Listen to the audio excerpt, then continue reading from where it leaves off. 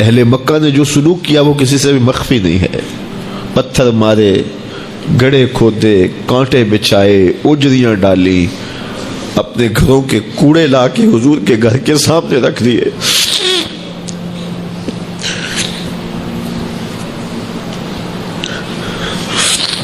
یہ کس چیز کی سزا دے رہے تھے میرے حضور کو؟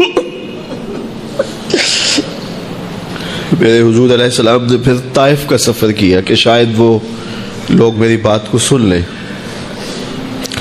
لیکن انہوں نے جو دردناک سلوک کیا وہ بھی تاریخ کا ایک انتہائی دردناک باب ہے. انہوں نے اوباشوں کے ہاتھوں میں پتھر دیے اور جس راستے میں میرے حضور نے گزرنا تھا ان کو اس راستے پہ کھڑا کر دیا اور کہا ان پہ سنگ زنی کرو. اور وہ آقا کریم پہ پتھر مارتے، حضور کے پاؤں پہ پتھر مارتے. آقا کریم علیہ السلام پاؤں اٹھاتے تو وہ دوسرے پاؤں پہ مارتے. پھر حضور شدت درد سے بیٹھ جاتے تو ان کے دو غنڈے دائیں بائیں سے آگے بڑھتے اور حضور کو کندھوں سے پکڑ کے اٹھاتے، پھر سنگ باری کرتے.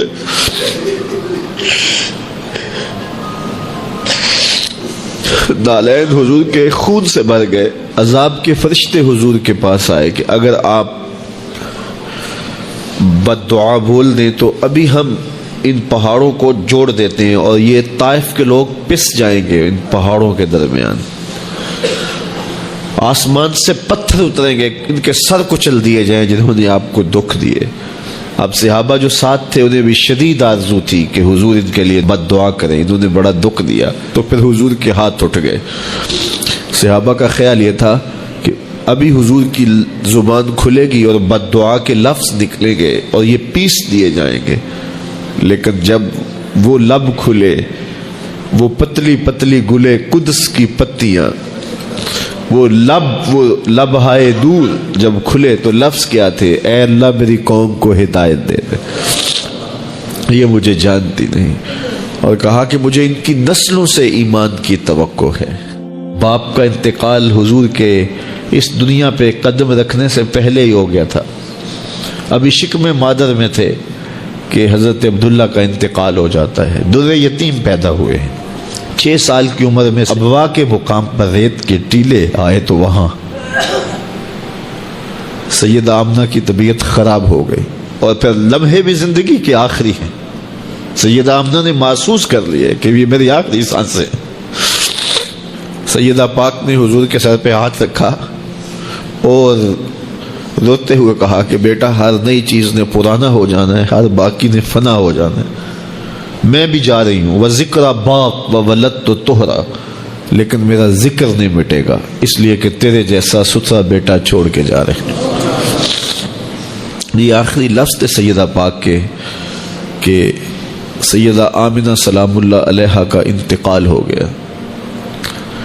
خیر حضور ماں سے لپٹ گئے. امی آپ آگے بولتی نہیں ہیں، لیکن خاموش ہو گیا تھا چمن بولتا.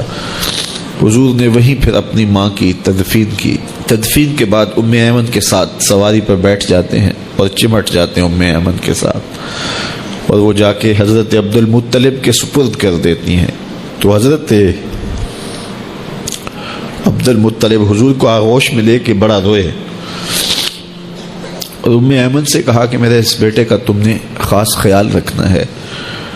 اور پھر انہوں نے اتنا خیال رکھا کہ میرے حضور فرمایا کرتے تھے ام ایمن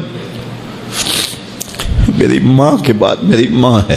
2 سال کے بعد حضرت عبد المطلب کا بھی انتقال ہو گیا.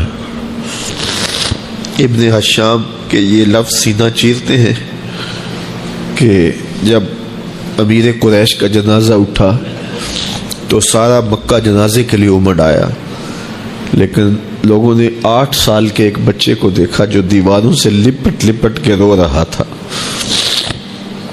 آج یہ سہارا بچھن گیا تھا. پھر چچا کی کفالت میں آئے. پھر ایک وقت آیا کہ وہ بھی اس دنیا کو چھوڑ گئے اور اسی سال حضور کی اہلیہ کا انتقال بھی ہوا اور اس سال کا نام عام الحزن، دکھوں کا سال رکھا. جو امت کے حق تھے حضور نے وہ ادا کیے، لیکن امت کے ذمے جو حقوق تھے پیغمبر کے لیے، آج امت نے سوچنا ہے کہ امت نے کیا وہ حقوق پورے کیے؟ جس طرح طائف کے بازاروں سے لے کے مکے کی گلیوں تک اذیتیں سہی، تکلیفیں گوارا کی، مقاومتیں، مخالفتیں، نکتہ چینیوں کے طوفان، ناموافق حالات کے جکڑ، اذیتیں، کسے ہوئے آوازیں، کیا کچھ نہیں تھا۔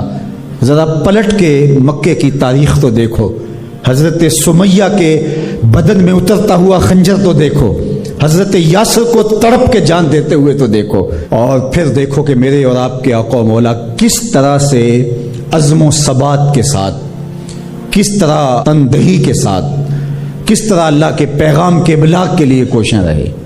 گھر میں فاقے تھے، کئی دن تک چولہا نہیں جلا، لیکن تبلیغ کے تسلسل میں فرق نہیں آیا، اور پھر تبلیغی عمل کو کسی غرض سے بھی ملوث نہیں ہونے دیا۔ لا اسألکم علیہ اجرا، اس پہ شاہد عادل ہے۔ قیامت تک اپنی نسل کے لیے صدقہ بھی حرام کر دیا، زکوٰۃ بھی حرام کر دی، کہ میری نسل بھی تم سے کچھ نہیں لے گی، میں محض اللہ کی رضا کے لیے تم تک پیغام حق کا ابلاغ کیا ہے۔ جو حق تھا حضور کے ذمے امت کا، اس کو ادا کیا۔ اب امت کے ذمے جو حق ہیں، ذرا امت ایک لمحے کے لیے سوچے کہ وہ حق ادا کیا۔ سب سے پہلا حق جو امت کے ذمے عائد ہوتا ہے وہ ہے ایمان بالرسول، نبی پر ایمان لانا۔ ایمان لانے کا مطلب کیا ہے؟ تسلیم کردن، گردن نہادن، سر تسلیم خم کر دینا، یہ ہے ایمان۔ اپنی خواہش ترک کر کے جس کو مان لیا ہے اس کے لیے گردن جھکا دینا۔ تیرے ہندیاں سندیاں محبوبہ، میں کافر ہواں جے میں ہواں۔ دوسرا تقاضا اتباع ہے، اور وہ ایمان کا تقاضا بھی ہے۔ رسول کو ماننے کا مطلب یہ ہے کہ رسول کی مانی بھی جائے۔ یہ کیا ماننا ہوا کہ خواہش اپنی ہوئی، ساری زندگی اپنی مرضی کے مطابق گزاری، شادی بھی ساری اپنی مرضی کے مطابق، ساری رسمیں ہندوانہ کی، صرف ایجاب اور قبول، پھیرے نہیں لگوائے، وہاں کہا چلو یہاں ہم دین کا ٹچ دے دیتے ہیں، وہاں چلو تدفین کا مرحلہ آیا تو جلاتے نہیں ہیں، کفن پہنا دیتے ہیں اور تدفین کر دیتے ہیں چونکہ ہم مسلمان ہوتے ہیں۔ فیکٹری کے اندر جو کچھ ہو رہا ہے وہ سارا بینک سے لمٹیں چل رہی ہیں، وہ سارا جو ہے وہ اللہ سے اعلان جنگ ہے، اور باہر نمائش کے لیے دسترخوان لگایا ہوا ہے کہ ہم غریبوں کو کھانا کھلا رہے ہیں۔ یہ دھوکہ تم اپنے ساتھ کر رہے ہو، رب کے ساتھ نہیں کر سکتے۔ یہاں سر سے لے کر پاؤں تک آنا ہوگا، آدھا تیتر آدھا بٹیر نہیں چل سکتا۔ تو نبی کی اطاعت پھر اس میں کیا، کیوں، کیسے ممکن ہے؟ جب مان لیا تو پھر مان لیا۔ اللہ، حکمت سمجھ میں آ گئی تو اچھی بات ہے، نہیں سمجھ میں آئی تو پھر بھی حکیم کا عمل حکمت سے خالی نہیں ہوتا۔ جو حکیم نے کہا اس کے پیچھے کوئی حکمت ہوگی، وہ تمہاری نظر میں ابھی نہیں آئی، کچھ وقت بعد آ جائے گی، نہ بھی آئے تو کوئی فرق نہیں۔ پھر ایمان بالغیب کس کو کہتے ہیں؟ تو اللہ اس کے رسول کی مان لینا کہ بس ہمارے ذمہ ان کا حق ہے، ان کی ماننا ہمارا حق ہے، اطاعت ہمارا حق ہے، تو بس یہ کافی ہے۔ اب صحابہ کی زندگیاں دیکھ لیجیے، انہیں حکمت نہیں پوچھی۔ حضور خطبہ دے رہے ہیں اور فرمانے لوگوں بیٹھ جاؤ، یہ باہر رش ہو رہا ہے نا سامنے، تو فرمایا بیٹھ جاؤ۔ حضور کی آواز بلند تھی، بنو غنم میں سے صحابی آ رہے تھے، وہ وہیں بیٹھ گئے۔ اللہ اکبر۔ کسی نے کہا تم یہاں بیٹھے ہو، کہ حضور نے کہہ دیا اور بیٹھ گئے۔ اللہ اکبر۔ تو یہ ہے اطاعت، یہ ہے فرما برداری، یہ ہے زندگی کا جمال۔